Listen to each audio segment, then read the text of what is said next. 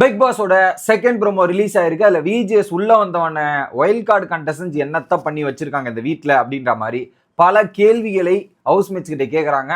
ஹவுஸ்மேட்ஸும் நாங்க இப்ப சொல்றேன் சார், ரெடியா தான் இருக்கும், இப்ப சொல்லுங்க அப்படின்ற மாதிரி கேட்க இவங்க எல்லாம் பொங்கி எழுற தருணங்கள் அந்த ப்ரோமோல பார்க்க முடிஞ்சு. அப்படி என்னெல்லாம் நடக்குதுன்றதை டீட்டெயிலா பார்த்துருவோம். வணக்கம் மக்களே, நேஷனல் உச்சில இருந்து உங்கள் மணிவண்ணன். சேனலுக்கு புதுசா இருந்தீங்கன்னா சப்ஸ்கிரைப் பண்ணிருங்க. வீடியோ பார்க்குற அனைத்து நபர்களும் லைக்கும் பண்ணிருங்க, அப்படியே ஹைப் பண்ணிருங்க. இது ரெண்டும் பண்ணா வீடியோ பல பேருக்கு போய் சேரும், எனக்கும் உதவியா இருக்கும். மறக்காம பண்ணிருங்க. இப்ப கண்டென்ட்டுக்குள்ள போயிடலாம். என்ன சொல்றாரு, ஒயில்ட் கார்டு என்ட்ரியில உள்ள வரும்போது இந்த ஆட்டத்தையே ஆட்டி விட்டு ஆட போறேன்னு சொல்லிட்டு போனாங்க அப்படின்னு சொன்னாங்க. ஆமா, ஸ்டேஜ்ல பயங்கரமா பேசினது 3 நபர்கள். ஸோ அமித் மட்டும்தான், சார் நான் வந்து இங்க வாய்ஸ் எல்லாம் விட மாட்டேன், நான் போய் செயல் மூலியமா காட்டுறேன். எப்படி செயல்? ஸோ நான் செயல் செஞ்சுட்டு நான் பேசுறேன் அப்படின்னு சொன்னாரு. அது ஒரு நல்ல பாயிண்ட் ஆஃப் வியூ. ஏன்னா மற்ற 3 பேரும் இங்க ஹெவியா டைலாக் பேசி வீர வசனங்கள்லாம் பேசிட்டு வீட்டுக்குள்ள போனாங்க. அந்த வீர வசனங்களுக்கு ஏத்த மாதிரி வீட்டுக்குள்ள ஓவராலா நடந்தாங்களா அப்படின்னு கேட்டீங்கன்னா, வெளியே என்ன பண்ணாரோ அதே மாதிரிதான் வீட்டுக்குள்ள பிரசன்ட் பண்றாரு. அதுல மாற்றுக்கிறது இல்லை. வெளியே எப்படி ஒரு இது கிழிச்சு விடுவேன் அப்படின்ற மாதிரி ஒரு பிஹேவியரா போனார்ல, அந்த பிஹேவியரோட தான் இன்னும் வரையும் இருக்காரு பிரச்சனை. ஓகே, ஆனா திவ்யாவோ சாண்ட்ராவோ அப்படின்னு பாத்தீங்கன்னா அந்த லெவல்ல இல்ல. திவ்யா இங்க வந்து வேற மாதிரி பேசிட்டு போனாங்க, ஆனா உள்ள வேற மாதிரி பண்ணிட்டு இருக்காங்க பல விஷயங்கள். இன்னொரு பக்கம் சாண்ட்ரா சொல்ல வேணாம், சாண்ட்ரா கலக்கிட்டாங்க. ஐ மீன் இன்னைக்கு இவங்க எல்லாரும் இப்ப இந்த ஒரு கமெண்ட் பாஸ் பண்றாங்களே, இந்த ப்ரோமோல இந்த கமெண்ட் எல்லாம் பாஸ் பண்ணிட்டு இருக்காங்களே, சபரி இப்படின்னு இருந்து 2 நாளுக்கு அப்புறம் இப்படின்னு போயிட்டாங்க சார் அப்படின்னு பண்ணார்ல. கடைசியில் அந்த குறும்படம் போடும்போது சரியும், சபரியோட அந்த ரியாக்ஷனுக்கும் அந்த குறும்படத்தையும் பார்க்கும்போது இன்னும் அல்டிமேட்டா இருக்கும்னு நினைக்கிறேன். ஸோ அதுல இவங்க ஒரு ஆனஸ்டா ஒரு ஒப்பீனியன் அக்செப்ட் பண்ணிக்கணும், நீங்களும் சரி நானும் சரி. வைல்டு கார்டு வந்ததுக்கு அப்புறம் கேம் கொஞ்சம் டைமென்ஷன் மாறி இருக்கு, கொஞ்சம் இன்ட்ரெஸ்டிங் ஆயிருக்கு அப்படின்றது மறுக்க முடியாத உண்மை அப்படின்றது எல்லாரும் ஒத்துக்கொள்ள வேண்டும். ஏன்னா ஒரு டாஸ்க்ல ஒரு ஆடியன்ஸை நைட்டு பூரா ஒரு 3 மணி நேரம் எங்கேஜ் பண்ணதா இருக்கட்டும், பகல்ல ஒரு 2-3 மணி நேரம் எங்கேஜ் பண்ணதா இருக்கட்டும்ன்ற மாதிரி அதுக்கு முழுக்க முழுக்க ஒரே காரணம் யாருன்னா சாண்ட்ரா. ஓகே, இந்த வைல்டு கார்டு வந்ததுக்கு அப்புறம் தான் வீட்டுல பல பேரு வாயை திறந்து பேசுறாங்க, ஓப்பனா வாய் வருது, அந்த மாதிரி பல விஷயங்கள் இருக்கு. ஸோ வைல்டு கார்டு வந்து இந்த கேம்ல டைமென்ஷனை மாத்திருக்காங்களான்னு கேட்டீங்கன்னா ஆனஸ்டான ஒப்பீனியன் மாத்திருக்காங்க.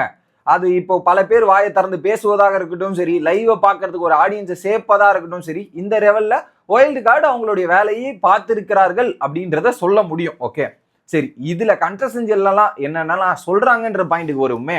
சபரி எழுந்து சாண்ட்ரா சொல்றாரு, இப்படி இப்படி இப்படின்னு வந்தாங்க சார், 2 நாள்ல சைலண்ட் ஆயிட்டு இப்படி இப்படின்னு போயிடுச்சு சார். அந்த வேகம் பார்க்கணுமே சபரி கிட்ட. உன் கண்ணில் ஒரு தேஜஸ் தெரியுது சபரி, அந்த தேஜஸ் அவ்வளோ இவ்வளோ அந்த ரியாக்ஷன் ஏன் வீட்டுக்குள்ள காட்ட மாட்டேற? இந்த ப்ரோமோல பார்க்கற ரியாக்ஷன் சபரி, ஆனா வீட்டுக்குள்ள வர மாட்டேங்குது பாத்தீங்களா, டப்பு டப்பு டப்புன்னு அந்த மாதிரி ஃபயரா இருக்கணும், என்னத்த சொல்றது. ஆனா அந்த ஃபயர் மூமெண்ட்டை நான் பாக்குறேன், அந்த சாண்ட்ராவோட ஃபயர் மூமெண்ட்டை பார்க்கும்போது சபரியோட ரியாக்ஷன். ஆனா சபரி கண்டுபிடிச்சிட்டாரு, பட் இதுதான் கண்டுபிடிக்கல. பட் பார்ப்போம். அடுத்து வியனா சார், ராக்கெட் மாதிரி புஷ்ஷுன்னு போயிடுச்சு. ராக்கெட் மாதிரி ஸ்டார்ட் பண்ணி புஷ்ஷுன்னு போயிட்டாங்க. யாருன்னு பாத்தீங்கன்னா திவ்யா. ஏன்னா திவ்யா வந்து என்னுடைய ஃபேவரெட்டு, செமையா பண்றாங்களே, பயங்கரமா பண்றாங்களேன்ற மாதிரி நாளே கேப்டன்சியை பார்த்து இம்ப்ரெஸ் ஆயிட்டு போயிட்டு பின்னாடி பேசிட்டு இருந்த வியானா அவர்களை நம்ம பார்த்தோம். ஸோ திவ்யா வந்து இம்ப்ரெஸ் பண்ணாங்க, வியானாவை இம்ப்ரெஸ் பண்ணாங்க அண்ணன். அதுக்கப்புறம் இவங்க திவ்யா பண்ண பல ஆக்டிவிட்டிஸ் பேசுறது கேட்காம இதெல்லாம் இருக்கிறது வந்து வியானாவுக்கு பிடிக்கல.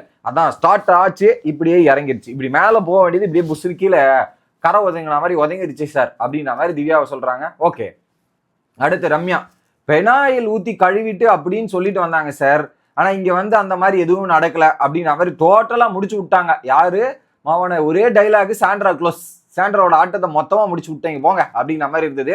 ஸோ அடுத்த வாரம் நீங்க சாண்ட்ரா வர்சஸ் ரம்யாவை நீங்க எதிர்பார்க்கலாம் மக்களே அப்படின்ற மாதிரி தான் எனக்கு தோணுது. ஸோ பெனாயில ஊத்தி கழுவிட்டு அப்படின்னாங்கன்னா ஆக்சுவலி அவங்க தப்புகள் எல்லாத்தையும் சரி பண்ணணும்னு நினைச்சா வீட்டுக்குள்ள நிறைய விஷயங்கள் இருக்கு, அது எல்லாத்தையுமே கம்ப்ளீட்டா மாத்தி விட்டு கேமை திருப்பி விட்டுருக்கலாம். ஆனா அப்படி பண்ணாங்களா அப்படின்னு கேட்டீங்கன்னா சொன்னதுக்கு ஏற்ற மாதிரி நடந்துக்கல அப்படின்றது யதார்த்தமான உண்மை. நம்ம ஒரு எக்ஸ்பெக்டேஷன் வச்சிருந்தால வைல்ட் கார்டுல, அந்த எக்ஸ்பெக்டேஷனை உள்ள போயிட்டு அவங்க டைலாக் பேசின அளவுக்கு ஃபுல்ஃபில் பண்ணியிருக்காங்களான்னு கேட்டீங்கன்னா இல்ல அப்படின்றதும் ஒரு பக்கம் இதை நம்ம அக்செப்ட் பண்ணி தான் ஆகணும். ஓகேவா, அடுத்து வினோத் 1-2 சொல்லி தரேன்னு உள்ள வந்தாங்க சார். 5க்கு அப்புறம் என்ன 6, 7க்கு அப்புறம் என்ன 8 அப்படின்ற மாதிரி எங்க கிட்ட கேட்கறாங்க. ஸோ அவங்களுக்கு என்ன 4 வரையும் தான் தெரியுது, 5க்கு அப்புறம் 8 வரையும் ஒண்ணுமே தெரிய மாட்டேங்குது. நாங்க தான் ஒவ்வொன்றா சொல்லி கொடுத்துட்டு இருக்கோம் நம்பது. ஆமா, இதுல முதல்ல வீட்டுக்குள்ள போன வைல்டு கார்டு முழுமையா ஷோவை பார்த்தாங்களான்றதே ஒரு கேள்வி. அதுல திவ்யாக்கு என்னடான்னா கேப்டன்சி அப்ப என்னென்ன டிபார்ட்மெண்ட் இருக்குதுன்னு தெரியல. அதுக்கப்புறம் இவங்களுக்கு இது பண்ணுமா இன்னொரு விஷயத்துல சாண்ட்ராக்கு தரல. இந்த மாதிரி பல விஷயங்கள் இருக்குது. பட் ஒரு பில்டப்போட போனாங்க. ஆனா அந்த பில்டப்பை ஃபுல்ஃபில் பண்ணியிருக்காங்களான்னு கேட்டீங்கன்னா அந்த அளவுக்கு பெருசா இவங்க கொடுத்த பில்டப்புக்கு அளவு ஃபுல்ஃபில் பண்ணல அப்படின்றதான் பாயிண்ட். ஓகேவா?